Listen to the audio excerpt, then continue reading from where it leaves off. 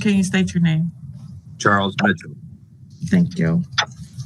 All right. We're here for sentencing today. Yes, Your Honor. We have gone over the sentencing report with Mr. Mitchell. We have no factual corrections, modifications, or deletions. We would just like to address the recommendation when appropriate. Thank you. Mr. Barnett? Thank you, Your Honor. I've also reviewed the pre-sentence investigative report. I have no additions, corrections, or deletions. I think the recommendations are reasonable. I support them, ask you to adopt them, particularly the responsible pet owner course, which I think is the most important component. Thank you. Ms. Muller? We are in agreement, Your Honor, about the responsible pet course. Mr. Mitchell will be happy to complete that and could find it beneficial. We would ask the court not to follow the probation recommendation. I do understand Mr. Mitchell has a responsibility to keep his animals under his control. He only has one animal. He said he has learned from this, and he keeps the animal either indoors, or if he is outside, the dog is on a leash or chained to his truck. He said he's really taking the utmost care that the animal is not loose again. So probation would be a large burden to him. And I understand in some cases it still would be appropriate, but I think here the resolution could be reached, or the lesson that he needs to learn could be reached without probation. So I'd ask the court just to sentence Mr. Mitchell to fines and costs, the pet ownership fee, and that's all. I'll put it like this. He's had 3 prior incidences of this. Is restitution or anything like that yet? I can't reach the victims in this case. Yeah, that's sort of where I was as well with restitution. Am I correct that there were 3 prior incidences? That's my understanding, Your Honor. That was one reason I insisted that there be a referral to probation in this case. And are the past 3 incidences with the same dog? He's shaking his head no. Yeah, that I don't have information on that, Your Honor. Mr. Pappenhagen, you turned on your camera. Is there anything additional you wanted to add? No, Your Honor. I just wanted to confirm that all 3 of the prior incidences, all 3 incidents are on this one case. All 3 incidences are on this one case. I'm trying to understand. Well, there's 3 subsequent incidences that led to this one case. Okay. Well, it says here there was another instance in March of 24. Mr.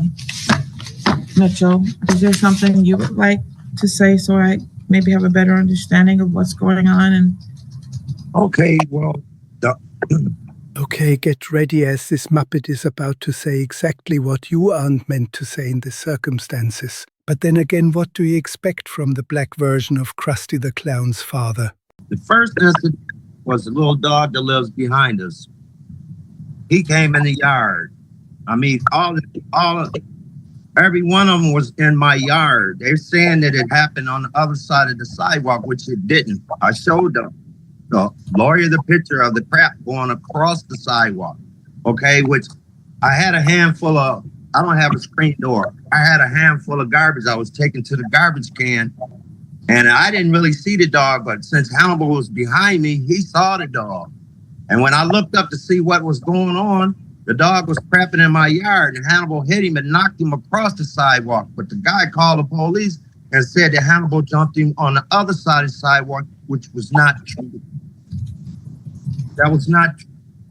Genius level IQ Crustys Dad has already been found guilty, and instead of an apology, Senior Crust here is now blaming the Pomeranian for looking too much like a chew toy for his mutt.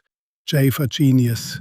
Every time they're in my yard, and then they call the police and say this and say that, which is not true. I mean, I showed him the picture of the crap. He said the dog was crapping across the sidewalk. I mean, how can a dog crap all the way across the sidewalk? You know, you don't see your dog sits and squats and he craps.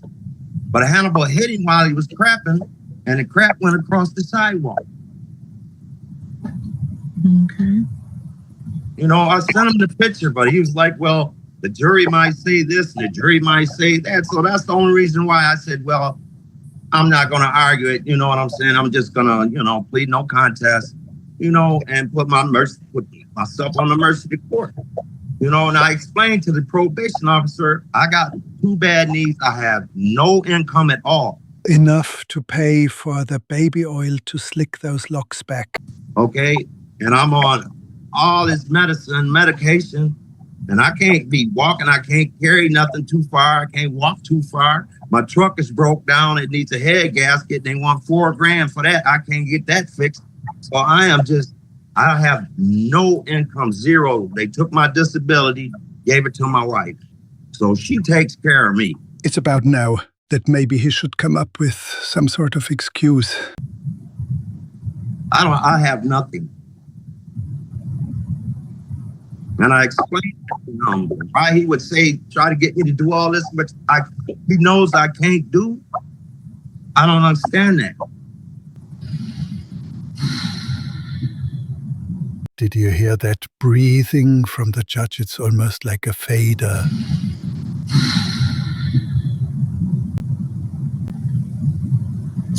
So I am trying to figure out where I want to start with you, Mr. Mitchell. So I'll start with this first.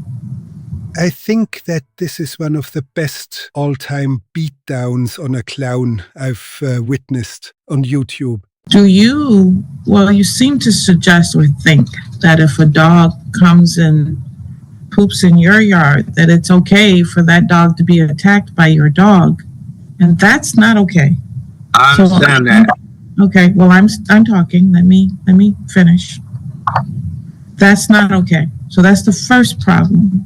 The second problem is that despite you being charged with a case, despite the fact that you're before court because of actions of your dog, you're sitting in front of me and still explaining how you pled no contest to something because the jury might believe that whatever you think they might believe, when in reality, they're going to believe what the truth is.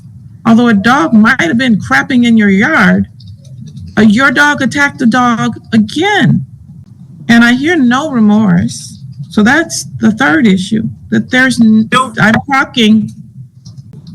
no remorse that I hear coming from you in any way, shape, or form.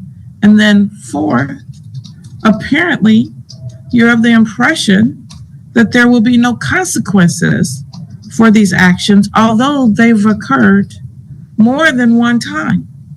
And apparently, you feel as though you're the victim of this. And cheap baby oil, shitty haircuts, and circus protesters. That's all very problematic for me.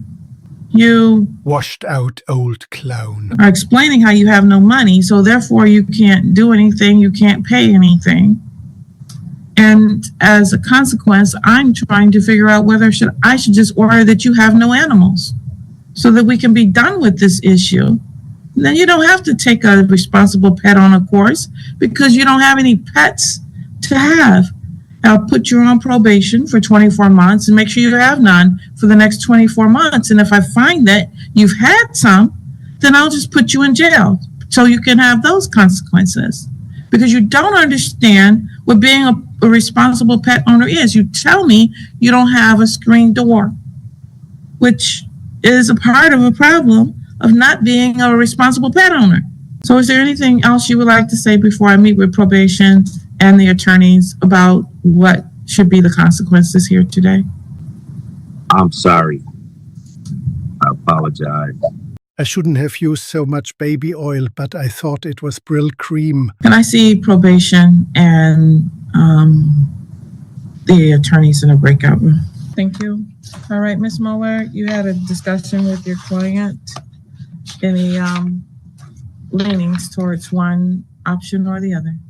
Your Honor, Mr. Mitchell did say he would like time to think about it if the court would grant him that, and then he'd be ready by our next adjourned date.